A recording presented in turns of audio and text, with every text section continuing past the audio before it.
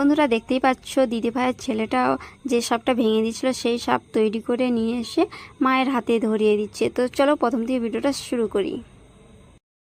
Hello friends, welcome জানাই আমার ঘনিষ্ঠ ব্লগ চ্যানেলে। তো দেখো সবাই এখানে কি দেখাদেখি করছে, তো আমি তো দেখে অবাক হয়ে গেছি। তারপর দেখলাম যে এইটা নাকি নাগপঞ্চমী ফুল, খুব সুন্দর সাপের মতো রয়েছে, খুবই ভালো। সবাই ভিডিও করছে, ক্যামেরা করছে, তাই আমার শাশুড়ি মা আমাকে ডাকলো যে ভিডিও করবে এসো, তাই আমি চলে এলাম ভিডিও করতে। তো খুব সুন্দর ফুলটা। আর তোমরা এই ফুলটা কে কে দেখেছো এবং নাম কে কে শুনেছো একটু জানিও। আর মা এখানে আরও পুজো করছে, ভক্তদের নামে ফুল চাপাতে হবে, সেই জন্য মা আরেকবার পুজো করে নিচ্ছে। আর ঝাড়গ্রাম থেকে ওই ফুলটা নিয়ে এসেছে, তোমাদের কেমন লাগলো জানিও। তারপরে চলে এলাম রান্নাঘরে, ওখানে ভাত বসিয়েছি। এখানে ঝিঙে কেটে রেখেছিলাম, পোস্ত করবো বলে ছোলা ভিজিয়ে রেখেছিলাম।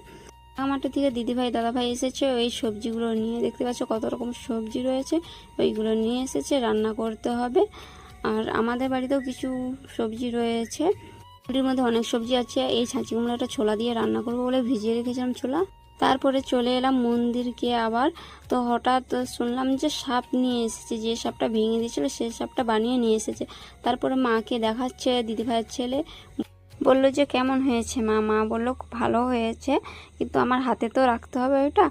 মা বলতে চেয়েছিল যে এরকম সাপটা ছিল লম্বা, হাতে গলিয়ে রাখার, সেই রকম চাইছিল, কিন্তু দিদিভাইটা বলল যে তোমাকে আরও একটা পিতলের সাপ বানিয়ে দেবো, যেটা হাতে সব সময় থাকবে।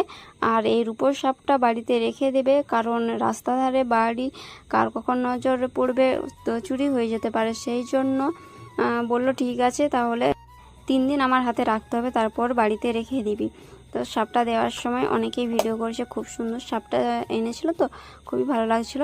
তো ওই হাতে ফুলটা আমি দিয়েছিলাম পুজো করার সময়, সকালবেলায় ফুলটা সরিয়ে নিচ্ছে, আর কিছুতেই বসাতে পারছিল না ওই দিদিভাইটার ছেলে, মানে পিলিশ পাকানোর মতন করে রেখেছে, তো তো হাতে থাকছিল না।